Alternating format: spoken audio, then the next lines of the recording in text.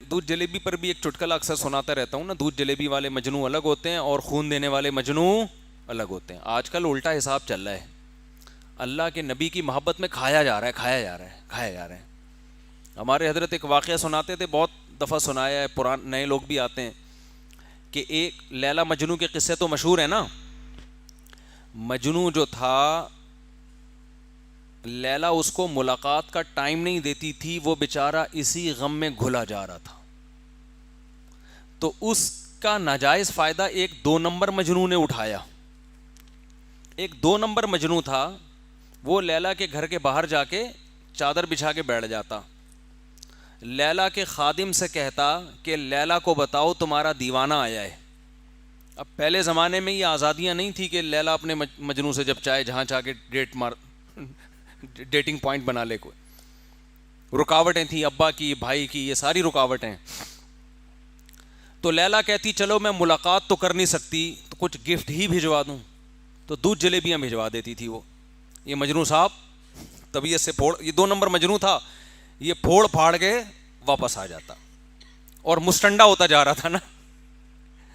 ہم فراق یار میں، فراق کا معنی جدائی، علیحدگی، یار کی جدائی میں، علیحدگی میں یار سے ملاقات نہیں ہو رہی. تو حضرت فرمایا کرتے تھے کہ ایسے عاشق مارکیٹ میں آ رہے ہیں جو یہ کہہ رہے ہیں بزبان حال کہ ہم فراق یار میں گھل گھل کے ہاتھی ہو گئے. یعنی یار سے علیحدگی میں، جدائی میں، یار کے غم میں، معشوق کے غم میں بجائے دبلے ہونے کے کیا ہو رہے ہیں؟ موٹے ہو رہے ہیں. آج کل اس قسم کے عاشق مارکیٹ میں آ رہے ہیں، اتنے گھلے رستم کے ساتھی ہو گئے، رستم پہلوان جیسے بن گئے ہم.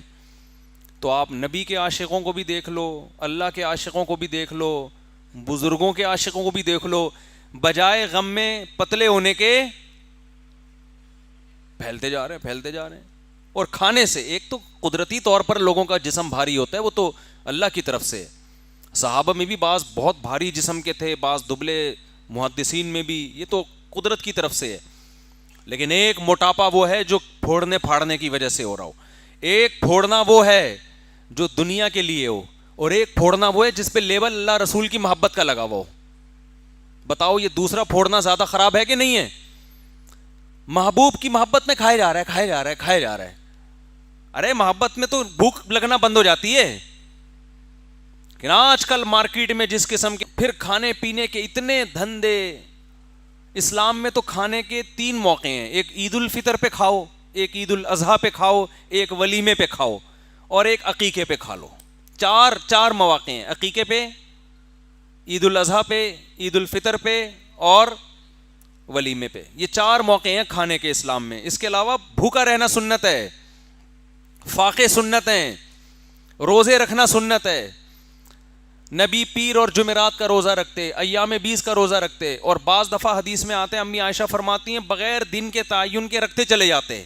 اتنے رکھتے کہ ایسا لگے گا کہ آپ ہمیشہ روزہ ہی رکھیں گے. پھر چھوڑنا شروع کرتے تو ایسا لگتا کہ آپ اب روزہ دوبارہ نہیں رکھیں گے، پھر رکھنا شروع کر دیتے.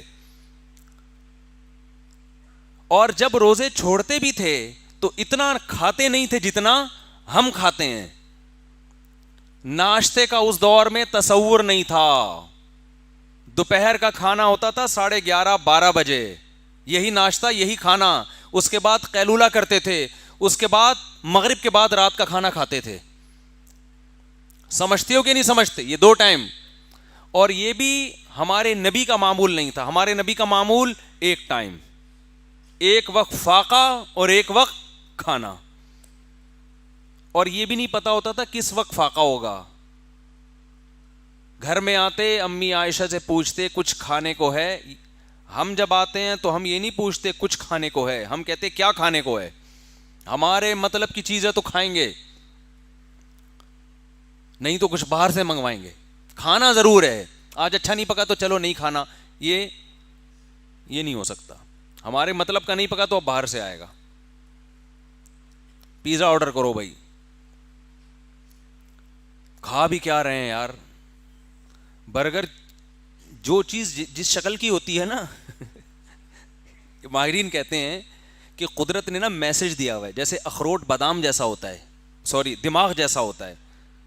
تو اس میں اللہ نے میسج دیا کہ یہ کھاؤ گے تو ڈائریکٹ ٹھا کر کے کہاں لگے گا؟ دماغ. اور واقعی بادام آنکھ جیسا ہوتا ہے, بادام آنکھ کے لیے مفید ہے. تو ایک اللہ نے ایک پیغام دیا ہوا ہوتا ہے بہت سے پھلوں کے اندر, بہت سی چیزوں کے اندر. تو برگر کس جیسا ہوتا ہے؟ برگر جیسا ہوتا ہے. تو برگر کھاؤ گے کیسے بن جاؤ گے؟ برگر جیسا. پراٹھے کھاؤ گے کیسے بنو گے؟ پراٹھے کو چبانا مشکل کام ہے. تو برگر کھاؤ گے تو برگر جیسے ہو جائے گا, جیسے برگر فیملیاں دیکھی ہوں گی آپ نے, جتنا دباؤ دبتا چلا جائے گا, کوئی ریزسٹنس ہے ہی نہیں. تو ہمارے نبی گھر آ کے امی عائشہ سے پوچھتے ہے کہ نہیں ہے کچھ کھانے کو, تو وہ بتاتی ہے تو کھا لیتے, فرماتی نہیں ہے تو اکثر پھر روزے کی نیت کر لیتے کہ چلو بھائی شام تک تو ویسے ہی کچھ نہیں ہے تو روزے کا ثواب کیوں ضائع کریں بھائی. آج دیندار ہونا اور کھانا یہ لازم اور ملزوم ہے. حضرت شیخ الحدیث مولانا زکریا رحمۃ اللہ علیہ سے کسی نے پوچھا کہ حضرت کھانے کے بعد میٹھا تو سنت ہے. انہوں نے کہا کھانا کھانا ہی سنت نہیں ہے, فاقے کرنا سنت ہے. اور ایک چیز کھایا کرتے تھے نبی صلی اللہ علیہ وسلم, کھجور ہے تو صرف کھجور, اسی سے سیر ہونا ہے. یہ نہیں کہ کھجور میں مکھن جیسے ہم لوگ کر رہے ہوتے ہیں, ملائی ملا کے مکھن ملا کے. روٹی ہے تو صرف روٹی, ایک خوراک. دودھ تو صرف دودھ سے, آپ تجربہ کر کے دیکھیں, کبھی شدید بھوک لگی ہو صرف دودھ سے پیٹ بھریں, بہت مزہ آئے گا, دودھ جزو بدن بنے گا. یہ جو آج کل دودھ پی کے بھی کیلشیم کی کمی پوری نہیں ہو رہی, اس لیے کہ دودھ سے پہلے 2 پراٹھے کھا چکا ہوتا ہے, اس کے بعد کیلشیم کے لیے کیا پی رہا ہوتا ہے؟ دودھ. وہ دودھ پریشان ہوتا ہے کہ جگہ کدھر بناؤں میں, ساری جگہیں تو ڈبل روٹی اور انڈوں نے لے لی ہے, میرے لیے تو کوئی اسپیس چھوڑی نہیں ہے اس نے, تو تباہی کرے گا, وہ دھماکے سے پھٹے گا. تو شدید بھوک کی حالت میں جب بھوک لگی رہی, ہمارے نبی نے کیا پیا ہے؟ دودھ. اور آپ کر کے دیکھیں یہ کام, شدید بھوک جب لگے تو آپ صرف کھجوریں کھائیں, آپ کو نقصان نہیں دیں گی, طاقت آئے گی, توانائی آئے گی باڈی میں. نبی صلی اللہ علیہ وسلم کے سامنے ایک روایت میں آتا ہے دودھ میں شہد ڈال کے پیش کیا گیا, آپ نے منع کر دیا پینے سے. علماء نے اس کی وجہ بیان کی ہے, یہ وجہ نہیں کہ یہ نقصان دہ ہے, یہ وجہ کہ آپ نے دنیا سے بے رغبتی اختیار کی, گویا اس کو گویا عیش و عشرت سمجھا کہ 2 لذتیں ایک ساتھ. شہد بھی اور جائز ہے, پی سکتے ہیں, کوئی گناہ نہیں ہے. بہت سے صحابہ پیتے ہوں گے, نبی نے منع نہیں کیا ان کو, جنہوں نے ایسی زندگی رکھی جیسے مالداروں کی ہوتی ہے, لیکن ہمارے نبی نے پسند نہیں کیا. اور اس میں ایک نقطہ بھی ہے کہ جب آپ کسی چیز کو کسی دوسری چیز سے ملاتے ہیں نا, تو اس کا وہ سارا فارمولا ہی چینج ہو جاتا ہے.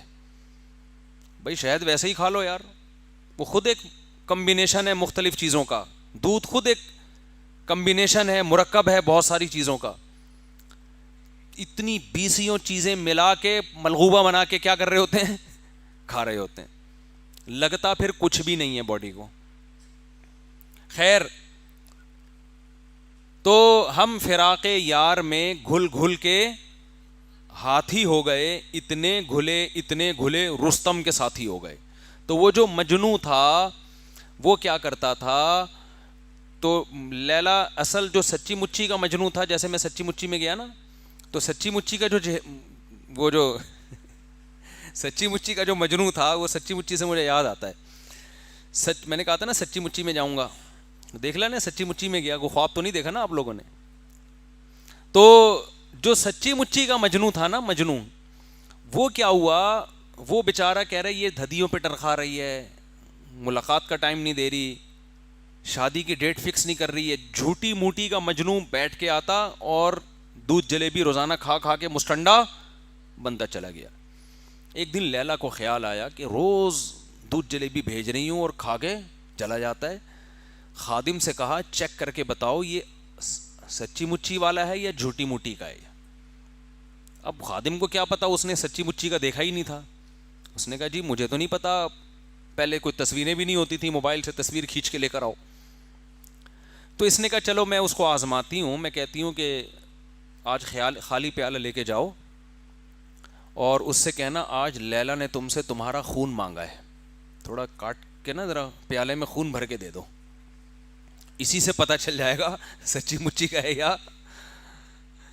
تو جب وہ خادم خالی پیالہ لے کے آئے نا تو مجنوں کے تو ہوش اڑ گئے,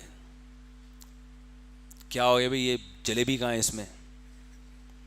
اس نے کہا لیلا نے آج تم سے تمہارا خون مانگا ہے. تو کہتا ہے ہم جلیبی کھانے والے مجنوں ہیں, خون دینے والا وہ بیٹھا ہوا ہے. سمجھ رہے ہو, خون دینے والا. آج آپ حقیقی عاشقین کو دیکھنا چاہو تو آپ دنیا میں سروے کر کے دیکھ سکتے ہو کہ خون دینے والے کون اور جلیبی کھانے والے, بولو, یہ پتہ چل جائے گا آپ. خون دینے والے الگ ہیں, جلیبیاں کھانے والے الگ ہی ہوتے ہیں.